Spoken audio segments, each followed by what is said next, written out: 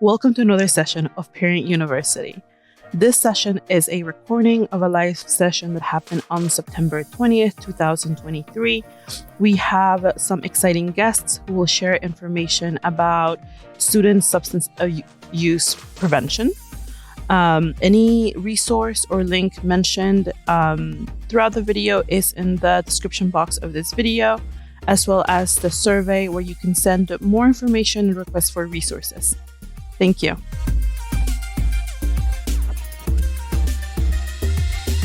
As the manager of health education, one of my primary jobs is to develop the health curriculum for our students, as well as to train our teachers in the proper implementation of it. So when we think about health education in DCPS, what we're looking at in terms of our goal is to empower students to become health literate.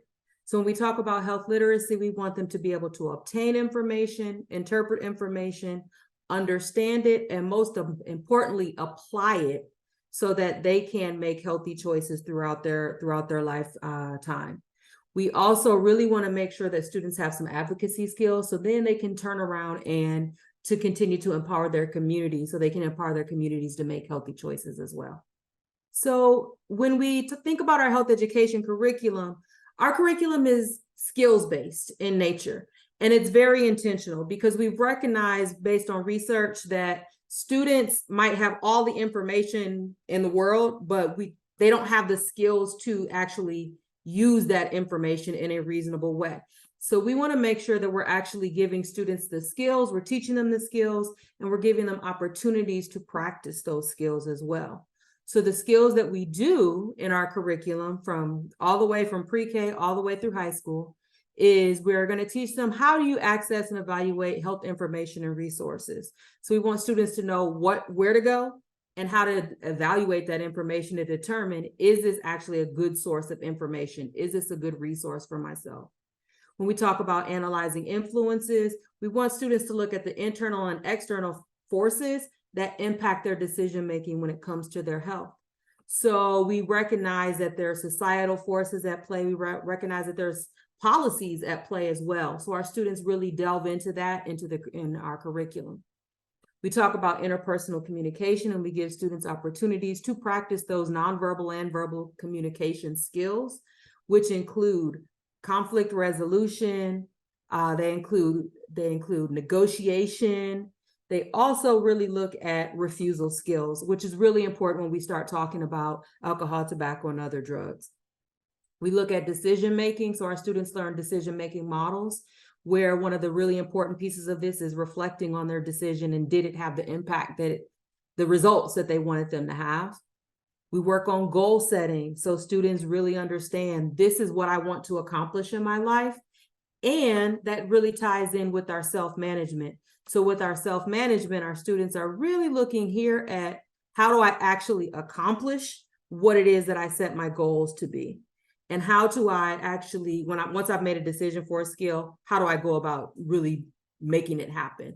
And then lastly, advocacy. How do I positively impact my community so that I can take these things and make sure that other people can make healthy decisions as well? So when we're doing our units for alcohol, tobacco, and other drugs, these are really our areas of focus, right? In elementary, safe versus unsafe, and who can I trust, which is developmentally appropriate for our students. They're very self-centered in that.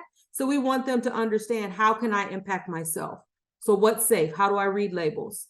And then secondary, we're really focused on how can I make healthy decisions about alcohol, tobacco, and other drugs.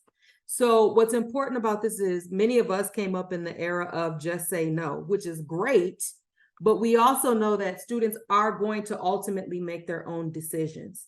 And so we want to make sure that they know what the impact of those decisions might be, and that they actually are empowered to make the best decisions for themselves.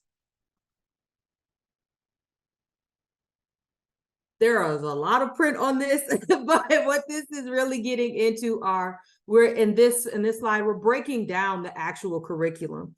So we have these big guiding questions in each year that our students are looking at So from K2, what are the harmful effects? What are the differences between over-the-counter meds and prescription meds? We also start to get into what you should and should not eat, in terms of what's medicine, what's not, what are edibles, some of those things, what is not safe to consume, and then who can I trust? In third grade, they start to build on this a little bit more, where they're thinking about, what do I need to know about drugs? How do I read labels? And what is the impact that this is going to have on my body? And then how do I deal with my peers? And then lastly, those bigger questions for our secondary students, where they're thinking about, how is this going to impact them throughout their lives? So what are the financial, social, emotional impacts of alcohol, tobacco, and other drug use as I begin to make my own decisions? And how can I take responsibility for them? So those are the things that we do in our health curriculum. So now I'm going to pass it off to Nigel, who will talk about mental health and mental health supports. So the first thing that I wanted to share is that oftentimes people seek mental health support when there's a substance abuse issue, but I wanted to just make sure that it was stated that all students, irrespective of substance abuse issues or not, can benefit from mental health support. And quite frankly, perhaps all adults. We can all talk to somebody about what's going on with us. So this is something that can benefit all students. I wanted to just say that first, okay? Secondly, many substance abuse related behaviors are connected to past experiences. I'm sure many people on the call are educators yourself, or you have family members that you have supported through different kinds of issues in their life.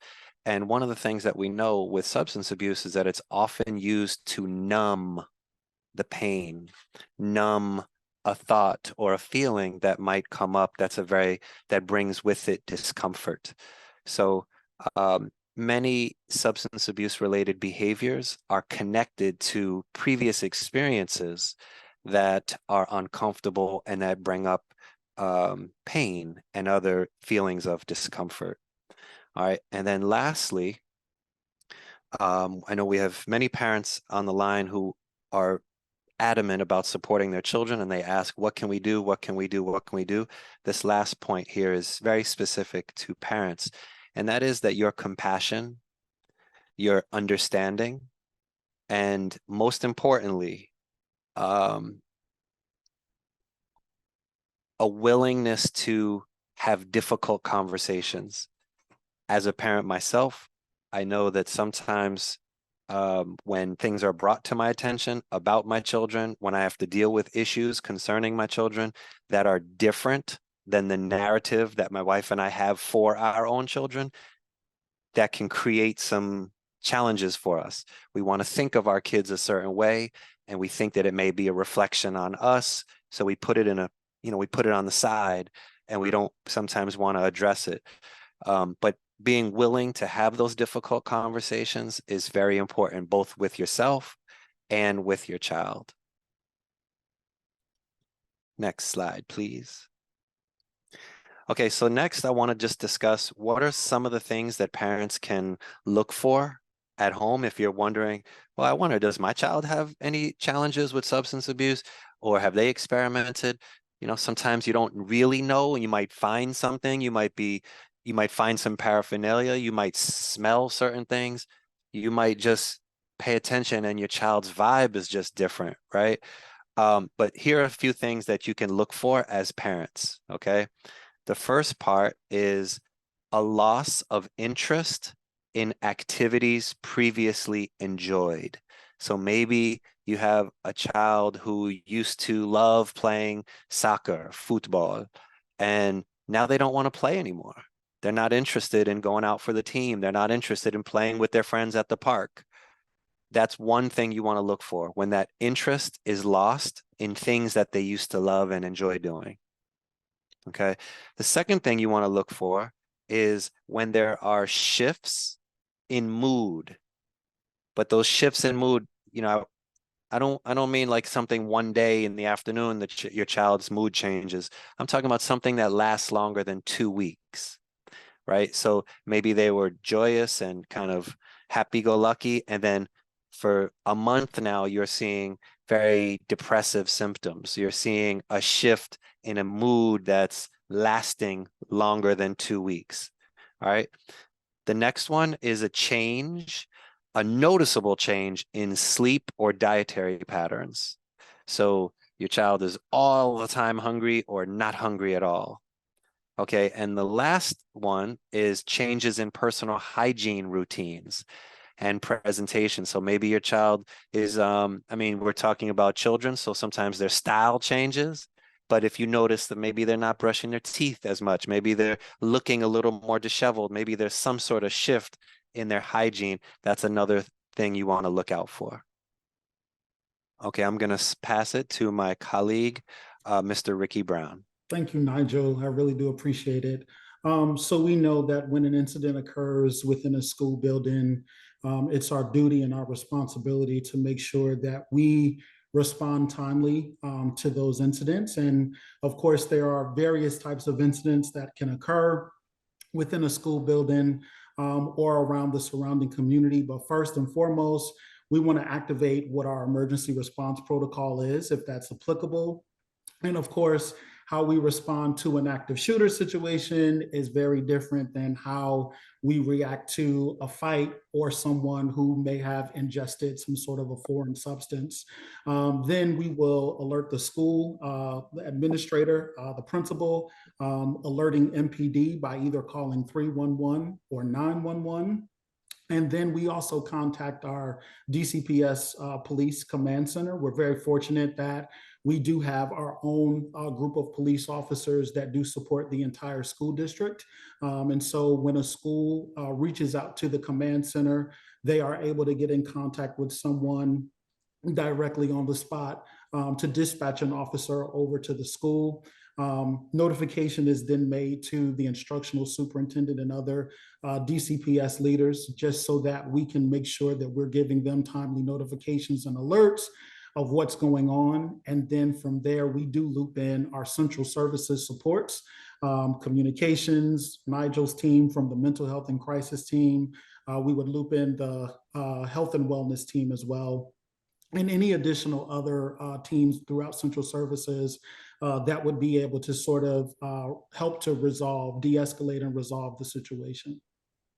So we address, and Nigel and I are going to kind of share this slide, but I will just kind of talk through the process that you see here. When we do come to find out that we have a substance within our school buildings, contract security usually will say that they are the first ones to be notified, primarily because individuals will come through the weapons abatement process and they will have it either in their bag or on their person.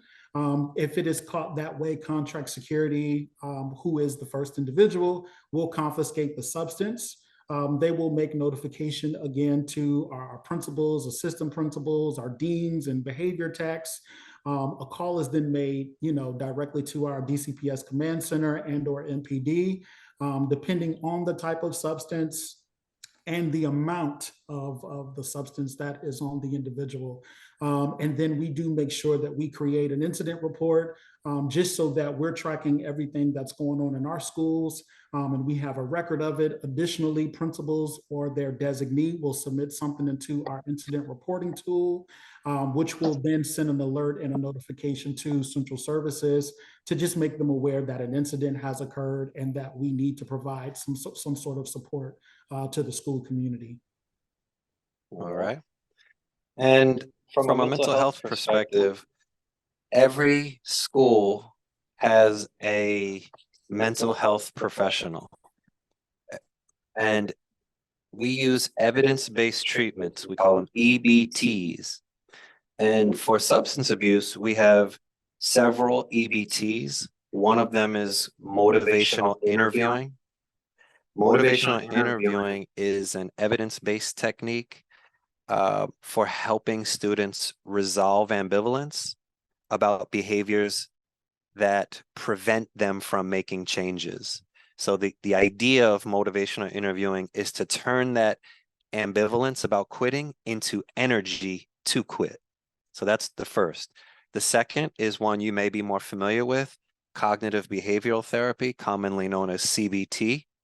And some of the interventions that are used with CBT are designed to identify and avoid triggers, understand patterns, cope with urges and cravings, manage thoughts, problem solving. And the one that I think is most helpful with CBT is it teaches students what they call refusing skills. Many of you know your students, your children are they want to make sure they look cool in front of their friends, that they don't get teased, and learning those refusal skills sometimes gives them words and gives them a sense of empowerment that's really important. Okay, so we have motivational interviewing, CBT, and the last one, the last mental health intervention that we utilize is called 7 challenges. And with the 7 challenges, it looks at previous trauma or situations in a person's life that may be connected to their current substance abuse issues or use. And it takes a deeper look at those previous experiences or experience. And in understanding that, the idea is that the further understanding you have of the connection, the less you will experience the symptoms and the urge to partake in the substance abuse. So we use evidence-based treatments in the mental health world to support our students with substance abuse challenges. Next slide. Okay, here we go. So DCPS is just very fortunate to have a really great working relationship with MPD, specifically the School and Safety Division, Captain Herbernack and his team, Assistant Chief Wright, who now manages the Youth and Family Engagement Bureau. We all work very closely together, highlighting here some of the things and the ways in which DCPS is working with MPD. Of course, Safe Passage. This is a citywide initiative that's happening throughout the city, but specifically paying close attention to the 8 priority areas that are highlighted by the Deputy Mayor's Office for Education. They do support with mediations as well as DCPS police. They do support with morning arrival and dismissal. So you will most likely see a presence from both DCPS police and MPD based on requests from school leaders, or if we know that there has been quite a bit of activity that has been happening within and around the school community. We do coordinate with MPD on a lot of our big events that are held within DCPS and for the city. We do provide special attention along with MPD as well, and that's based on, once again, getting requests from principals or school leaders or incidents that may have occurred either the night before, during the day, or during dismissal. And then daily, we do have a 1 p.m. Interagency coordination call with MPD, Metro Transit Police, the Office of Attorney General, our team as well. So there's a lot of connectedness and togetherness between MPD and DCPS Police, and we're very grateful for the partnership that we have. Captain Herbernack, do you have anything that you would like to layer on there? Yeah, absolutely. And just a little insight to the school safety branch that does the SROs are housed in. We do a specialized training twice a year, 40 hours for SROs. So that's going to be focusing on juveniles. And we actually touch on issues like substance abuse and conflict mitigation and de-escalation, and as well as harm reduction when working with DCPS. So those are actually all topics, that have been mentioned prior in the presentation here, but that's something that we're definitely plugged into, work with DCPS on. Our goal as SROs is not to go in schools and enforce any sort of drug laws or drug arrest people for drugs. In fact, our division is not permitted to arrest students for possession of drugs while in school or on safe passage. We only arrest for crimes of violence. And I think that's important because it helps build the trust between the school resource officers, DCPS staff, and students. So that's just a little insight to how we work. We do work very closely with DCPS as well as the public charter schools, and make sure that we're in step with them, both during school hours and those hours before and after school. Well, thank you, everyone. Thank you all for that, for all that information. We're gonna jump into questions and answers. We do have some questions coming in the chat. So families, please continue putting your questions in the chat. While you're typing those, we do have 3 questions that came in the registration. The first one is, with edibles looking like regular snacks, how are DCPS school staff discouraging the sharing of candy and other snacks? I will say, on the MPD side, that we have seen an increase in edibles being brought to schools. And I think parents just need to be cognizant. This is something I forgot to mention.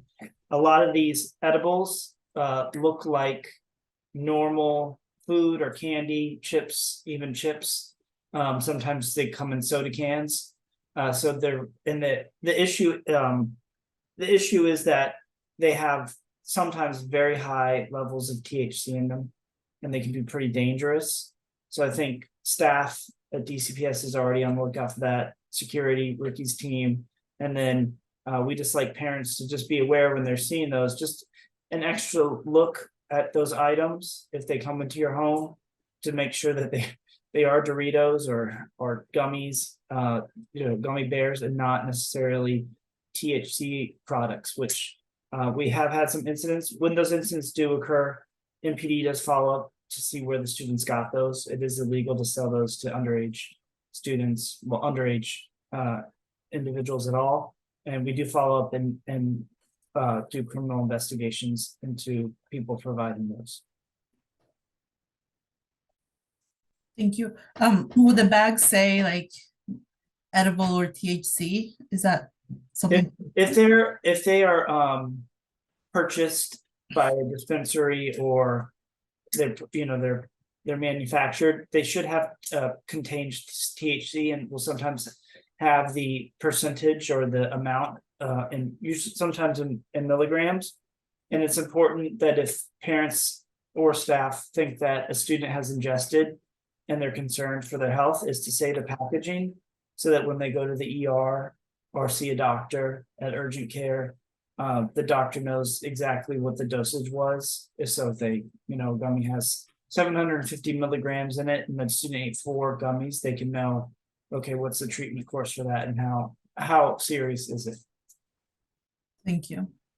Melza, I'll also just voice over that in particular at the elementary level, but generally speaking, bringing in, food into the classroom and sharing food across candy, of course, is discouraged. And we're looking to really even sort of solidify even more policies and guidance around that, in particular in the classroom, because of this concern, especially when it comes to not sealed sort of snacks, if you will. So I think the problem has arisen where gummy looking products are brought in maybe, a Glad Ziploc bag, right? Versus a sealed, Welch's fruit snack bag or something like that. So I do know that is being discouraged. And we are working with our elementary schools in particular, where sometimes snack time is something that has been a practice, to kind of refine and discourage that practice. So looking for more on that as well. Thank you.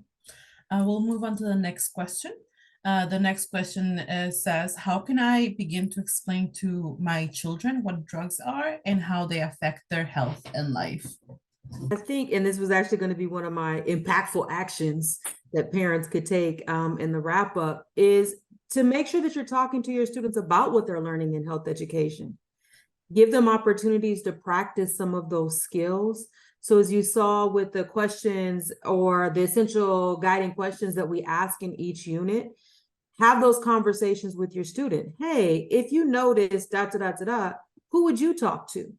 If you notice that this was happening with your friends, how would you have a conversation with them? Where would you lead them? Where would you guide them to get some additional help? And hopefully they recognize that Nigel's team is available in the school to help students with some of these challenges as well. The other piece is, I would say, practice those negotiation, those refusal skills, they're learning them in health education class, but practice those skills. There's some really amazing real life scenarios that we present students with. And because we want them to be able to practice this and do this in a real life situation. So I would ask them, hey, I know that you guys have practiced refusal skills. Talk to me about your refusal skills. What are some of the situations? What is your way that you're going to get out of a situation with a friend? How are you using me as an excuse? As is one of the strategies that we teach students. Use your parents as an excuse to get you out of a situation.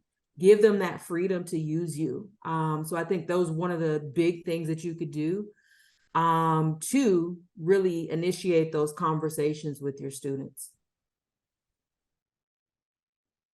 Thank you. All right, we have one more question before we jump into the questions that are coming in the chat. And presenters, please don't be shy, just jump in. This one is, what terms or slang should we be looking for in if our children are using substances? So maybe Captain Paul, like if you could share a little bit about what families should be listening for in case if their children are using substances.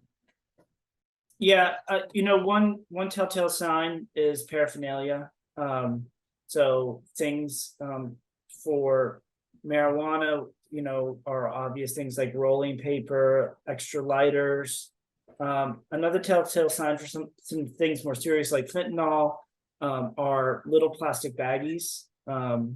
If you see those in your kids' pants pockets when you're doing wash or laundry, and things like that, those are all great ways to kind of see, to show that a student may have access to drugs or things like that. Another thing, and I think Nigel might have mentioned this when he was speaking, is a change in demeanor, attitude, or even physical kind of sleeping excessively or loss in interest of things. Some of those more psychological effects are definitely telltale signs of an addiction problem or drug use. And then lastly, academically, and that's something you can work with DCPS on, and I'm sure you all can speak a little bit more on this. If you see a good student kind of dropping off and there's not really a lot of explanations, that might be one of the reasons why. I'm not saying it's the only reason, there's plenty of reasons why a student may struggle academically, but that's definitely something you might want to think about. Excellent. Thank you so much. All right, so let's jump into some questions that came in from the chat. The first one is, should students be suspended for arriving to school under the influence? What happens if a student arrives to school under the influence? Maybe Ricky? Yeah, so unfortunately, I am not a part of the student behavior team, so I don't feel comfortable speaking on their behalf. However, I do know that our student supports teams have a tiered behavior system, and along with the tiered behaviors comes various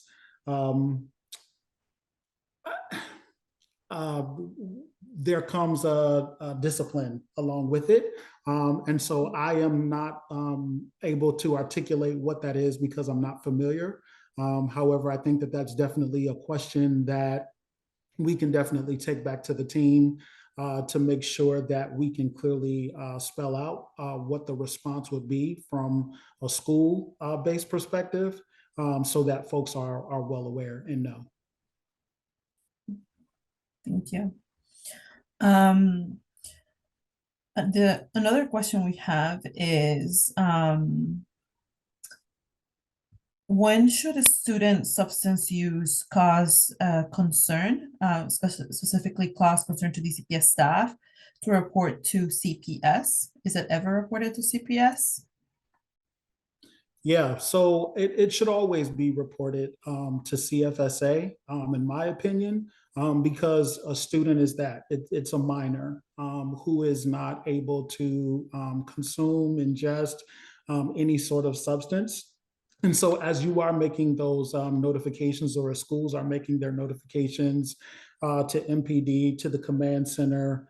They should also be contacting CFSA as well, just to make the report. Thank you. We have one question here for Nigel. How do you make it possible for students to reach out for support without being labeled, stigmatized about substance misuse? So there's a few different ways. The first way is that in each school, we have posters that are hung up on the walls with a QR code. So everybody can use their phone and just open the camera and hit the QR code, and it'll take you to our referral. If you're a parent and you recognize that another student, not even your own child, you can use that QR code to make a referral. Students can refer each other. A student can actually self-report and say that they would like some support, and it's done very confidentially. So that's the first way. And the second way is, like I mentioned earlier, each school has a mental health professional inside of that school. So if you want to make an appointment, if you want to just go and tug somebody on the arm, there are mental health professionals right inside your child's building, and they can get connected with them either through the QR code or just tugging on them and saying that they'd like to have a conversation, but the accessibility is there. Oh, and last thing, I'm sorry. In terms of the confidentiality, all students' privacy is taken very seriously. Each of our mental health professionals receives training around how to protect student information. We have both internal policy as well as federally regulated policy that does not allow for the sharing of data without the family's consent. Thank you for that, Nigel. Also in the chat, there is a link to the DCPS mental health website where you can find the referral form that Nigel mentioned. Okay, let's talk about, okay, so with recent fentanyl overdose that happened in New York with kids at school, what precautions have been taken to prevent such an incident in DC, specifically DCPS? I don't think I heard the question. Can you repeat that again? Yeah. I can go ahead. With recent fentanyl overdose that happened in New York with kids at a school, what precautions have been taken to prevent such an incident in DC, specifically DCPS? Well, I can speak for my team. One of the things that we did was we made connections with folks who were actually just going around creating awareness and training individuals on fentanyl and administering Narcan. So we did get our DCPS police officers trained. Additionally, in that training was signs of how to identify individuals who may have ingested or consumed fentanyl and what the reaction would be, so that they would be able to identify, but then quickly step in to assist school-based staff or the individual, the victim. I would add on to that, although it's not part of their contract per se, we also did the same thing with our health and physical education teachers last school year during our professional development, where there was an online course that we took as well as a practical portion of it. So our health and physical education teachers also received Narcan administration training as well. Thank you. Thank you so much. And Erin, while I have you here, I have another question here for you. Does DCPS have regular talks about drugs with students? You mentioned the curriculum that we use, but how often does that take place? Are there other conversations that are taking place in schools? So I do want to, be very clear that while we use a skills-based approach, and alcohol, tobacco, and other drugs is definitely a portion of it, it is one unit that we're doing with our students, where there's a total of 6 units. So our students don't spend the entire year talking about alcohol, tobacco, and other drugs. However, we do reinforce these skills throughout everything. And with the idea being that if we're teaching students to access information, they can access information about alcohol, tobacco, and other drugs, as well as nutrition. If we're teaching students how to analyze influences about their mental health, they're also going to talk about alcohol, tobacco, and other drugs during that section as well. So we do try to use those supports to look for overlap within our curriculum. So there's times where it might circle back. There's some natural connections in our curriculum. Obviously, mental health and alcohol, tobacco, and other drug use have a very, very close relationship. So we do make sure that students have those skills there. Under the Healthy Schools Act, all students are supposed to receive at least 75 minutes of health education per week. I would say check with your child's school to see whether or not that's happening. Excellent, thank you. Again, this question is for any of our presenters here. What is the data saying about trend lines for different types of drug access and use of DCPS high school students, among DCPS high school students?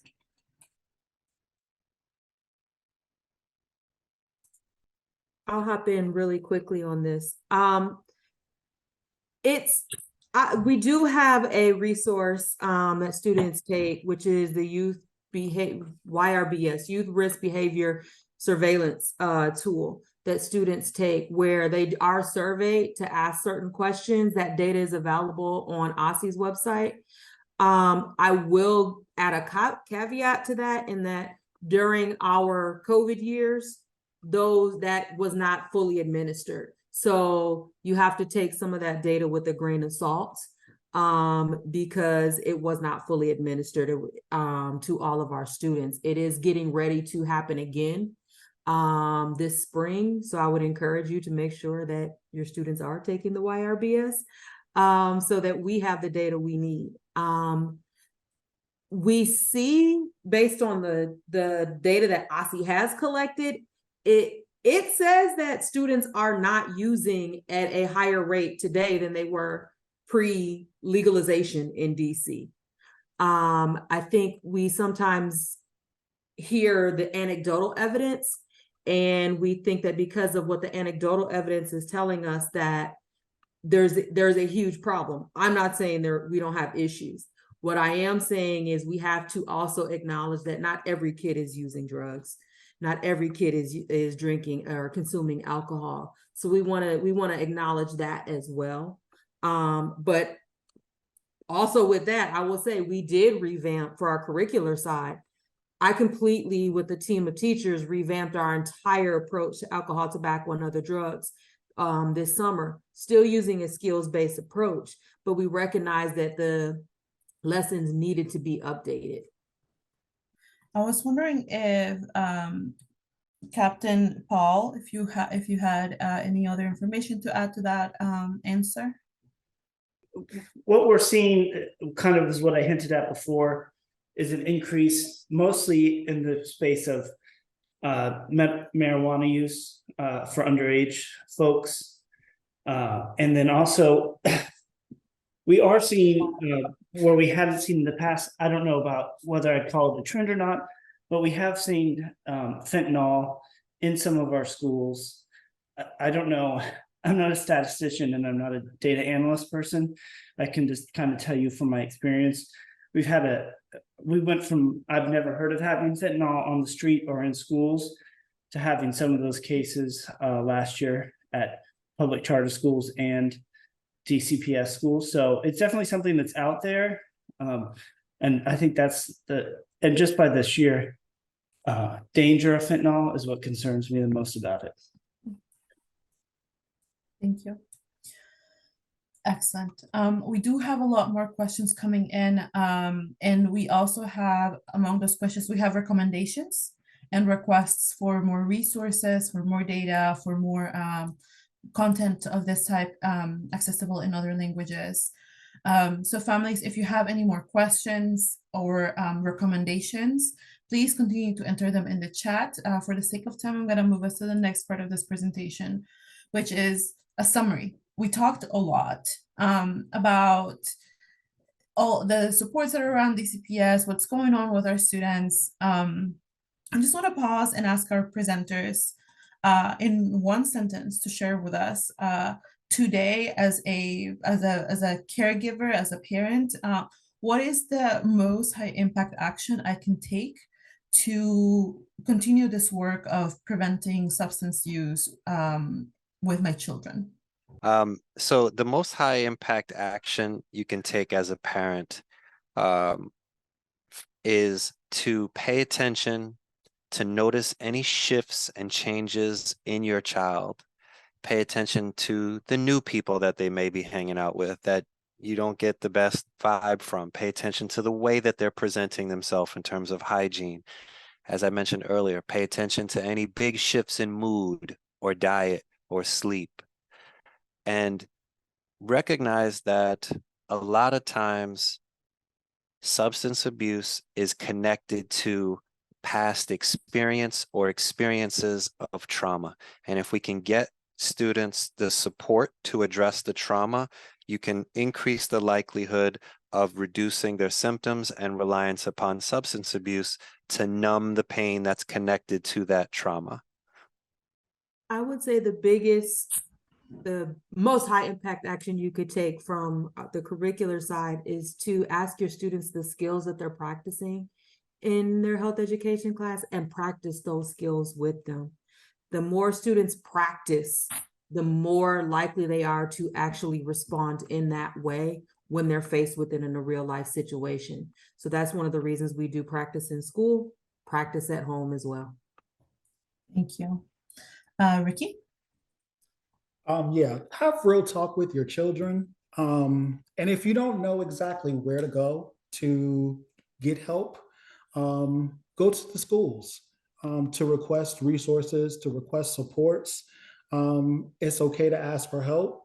There's nothing to be embarrassed about. And most importantly, just know that you're not alone in this fight. Thank you. Captain Paul? Yeah, I think I'm going to kind of piggyback off Nigel and say you definitely want to be involved and know what's going on with your kids in school and outside of school as well. From our perspective on MPD, sometimes things that happen in the community can really affect kids in school and might even keep kids from going to school or get them involved in things. So keeping your eye on kids while they're in school, knowing there's friends in school, but also out in the community really can make sure they're successful at school. Excellent. Thank you, everyone. Again, thank you, families, for being here with us today. Your questions, we really appreciate that. Other families really appreciate hearing those questions being answered. And you also put in like requests for more information, more resources. That is feedback for us to make sure that the resources that do exist are accessible, and and if there are any requests for additional resources that might not exist, it's a good flag for us to know. In the chat, I am entering a survey. That is a survey that you see right there on the screen. It is a short survey to let us know what ward you're coming from, what grade band your child is in. We want to know this information to help make this information accessible to everyone, and what you thought about this session. There is an open additional resources or information, anything else that you would like to have from us. If you have any other questions, this is another place to share that information. The survey is available in English, Spanish, and Amharic, so please do take a minute to complete that. We have more sessions. We have another session next Wednesday, a week from now, and that one is with folks from the community to talk about. Today we talk about what's accessible in DCPS.